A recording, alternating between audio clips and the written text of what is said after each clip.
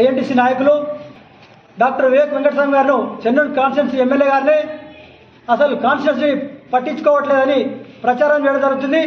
ప్రతి గల్లీకి ప్రతి కార్యకర్తతో ఫోన్లో మాట్లాడుతూ ఎక్కడైతే ప్రాబ్లం ఉందో ఆ ప్రాబ్లం సాల్వ్ చేస్తూ అలాంటి వ్యక్తి మీద మీరు బురద తల్లుతున్నారు. జర జాగ్రత్త.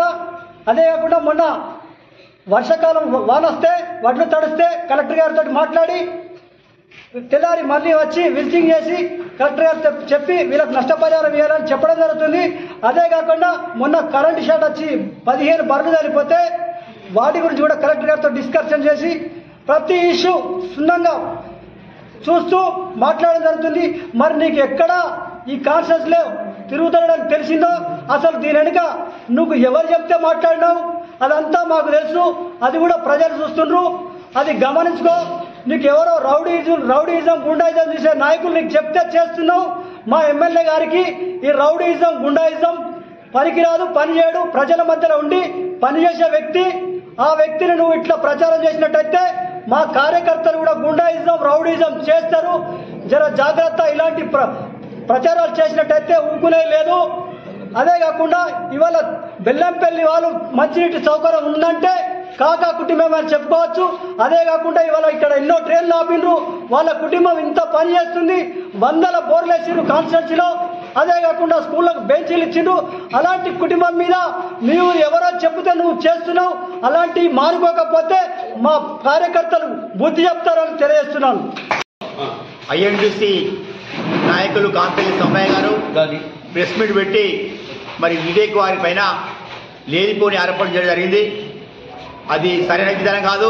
మిస్టర్ కాంపల్లి సమ్మయ్య గారు ఈ చెన్నూరు ప్రాంతంలో ఇదివరకు ఎమ్మెల్యేలు ఎవరైనా కూడా మరి ఎన్నిసార్లు వచ్చిందో కూడా మరి ప్రజలు తెలుసు. ఇదే వివేక్ గారు గెలిచిన తర్వాత వారానికి 2 సార్లు ఈ ప్రాంతానికి వస్తూ ఉన్నారు. మరి అలాంటి వ్యక్తిని మరి గెలిచిన తర్వాత ఈ సమస్యలు పట్టించుకోవట్లేదని చెప్పేసి ఆరోపణ చేసినావు.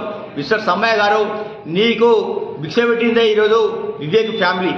అలాంటి ఫ్యామిలీను మరి ఇట్లా ఆరోపణ చేయడం సరైన విధంగా కాదు. ఇప్పటికైనా వివేక్ కుటుంబంకి క్షమాపణ చెప్పాలని చెప్పి డిమాండ్ చేస్తున్నాం. ఒకటి గుర్తుంచుకో, నువ్వు ఒక దళితుడు కదా. అదే దళిత ఎంపీకి అవమానం జరిగితే మరి ఎందుకు ప్రశ్నించలేదు? అది చాత కదా. దయచేసి ఇప్పటికైనా వివేక్ గారికి క్షమాపణ చెప్పాలి. ఆనాడు ఎంపీ ఏదైతే అవమానపరిచారో ఆ దాని విషయం కూడా ఖండనీయని చెప్పేసి ఈ సందర్భంగా మీకు హెచ్చరిస్తా ఉన్నాం. కాంగ్రెస్ పార్టీ అనుబంధ సంఘమైన ఐఎన్టీసీ నాయకులు మరి కావాలని ఒక కుట్రతో జనక్ ప్రసాద్ గారి నాయకత్వంలో మరి ఒక ఎస్సీ నాయకునితో నిన్న వివేక్ సార్ మీద విమర్శలు చేయించడం జరిగింది. మరి విమర్శ చేసినటువంటి నాయకులకు మేము రామకృష్ణాపూర్ కాంగ్రెస్ పార్టీ తరఫున మేము తెలియజేస్తూ ఉన్నాం. మరి గత వారం కింద కాళేశ్వరంలో సరస్వతి పుష్కరాలు ప్రారంభమైన సందర్భంలో మరి అక్కడ ఉన్న నాయకత్వం ఒక పెద్దపల్లి ఎంపీ అయినటువంటి గడ్డం వంశీకృష్ణ గారిని ప్రోటోకాల్ మర్చి కనీసం ఫ్లెక్సీలలో ఫోటో కూడా వేయకుండా మరి అక్కడ ఉన్నటువంటి అగ్రవర్ణ నాయకులు కావచ్చు, మంత్రివర్యులు కావచ్చు, అక్కడ ఉన్న అధికార నాయకత్వం కావచ్చు, మరి అవన్నీ మర్చిపోయి ఒక దళిత ఎంపీని అవమానపరచడం వల్ల మరి అదంతా దళిత జాతి సమాజాన్ని అవమానపరిచినట్టుగా భావించి మరి కొంతమంది రాష్ట్రంలో దళిత సంఘాలు ఆ యొక్క ఇష్యూ పైన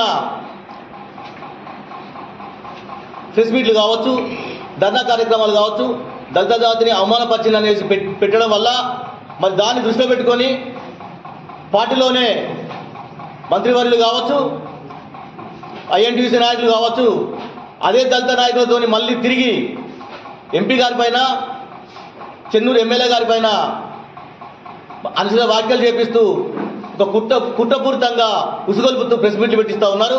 మరి ఖబర్దార్ ప్రెస్ మీట్ పెట్టే నాయకులారా, అసలు మీరు అడగవలసింది ఏంటి?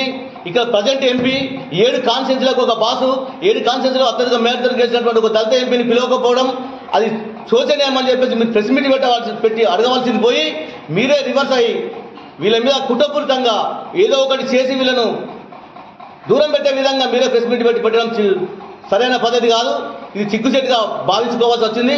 మీరు నిన్న మీరు ఐఎన్టీసీ నాయకులకు కాంగ్రెస్ పార్టీకి ఏం సంబంధమయ్యా? పార్టీ అది బేసు. నువ్వు press meet INTUC press meet పెట్టి నువ్వు పార్టీ బేస్ తీసుకొచ్చి అందులో దళిత వర్గాల ఎస్సీ మాలమాదిగల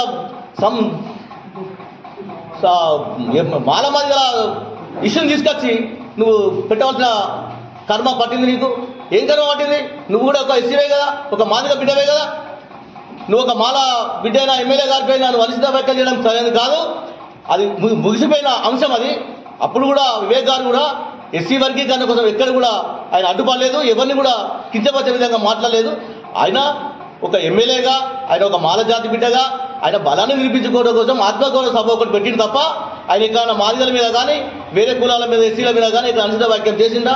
ఎస్సీ వర్గీకరణ చేస్తే మాకు జనాభా ప్రాతిపదికన రిజర్వేషన్ పెంచాలి. ఇప్పుడు రాష్ట్రంలో 15% నడుస్తుంది, 20% కావాలని అడిగిండు. అది తప్పేముంది అందులో? మీరు కావాలని ఈ ఎమ్మెల్యే గారి మీద మీరు అనుచిత వ్యాఖ్యలు చేయడం సరైనది కాదు. మేము తీవ్రంగా ఖండిస్తా ఉన్నాం. పరిణామాలు చాలా డేంజర్ ఉంటుంది. పార్టీలు మారిండు వివేక ఎన్ని పార్టీలు మారినా అని అసలు నువ్వెన్ని పార్టీలు మారావు? మీ జనప్రసాద్ ఎన్ని పార్టీలు మాకు తెలియదా? సాజా పెట్టిపోయింది, వైఎస్ఆర్సీ పెట్టిపోయింది, ఎన్ని పార్టీలు మారొచ్చిండు? మీరు కూడా సమ్మయ్య గారు, నువ్వు కూడా ఒక ఎస్సీ బిడ్డవు. నువ్వు ఏ నెలల పనిచేసావు, ఎన్ని నెలల పనిచేసావు మాకు తెలియదా? నేను లోకల్ చూస్తానేమా? కాబట్టి దయచేసి అనవసరంగా వాళ్ళ మీద బురద జల్లే ప్రయత్నం చేసి వాళ్ళే గ్రూప్ దాగా పెట్టించేలాగా మీరే తయారు చేస్తా ఉన్నారు.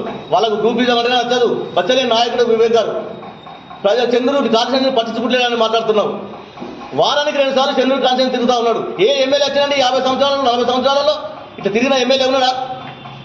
ప్రతి గ్రామానికి ప్రతి గర్భ కడతా ఉన్నాడు. ప్రజలను పట్టించుకుంటలేడు, కార్యకర్తలను పట్టించుకుంటలేడు అని చెప్పేసి మాట్లాడుతూ ఉన్నావు. నువ్వు మాట్లాడినంత వెనక్కి తీసుకొని క్షమాపణ చెప్పకపోతే మాత్రం ఊరుకునే లేదు. ఎస్సీ వర్గీకరణ అనే అంశమైన విషయం, దానికోసం మర్చిపోయిన విషయాన్ని ప్రెస్ మీట్ పెట్టి అసలు మాట్లాడిన విషయాన్ని పక్కన పెట్టి నువ్వు ఏదో మాట్లాడి బదనాం చేయాలని చూస్తే మాత్రం ఊరుకునే లేదని చెప్పేసి కాంగ్రెస్ పార్టీ రామకృష్ణ తరఫున హెచ్చరిస్తాం.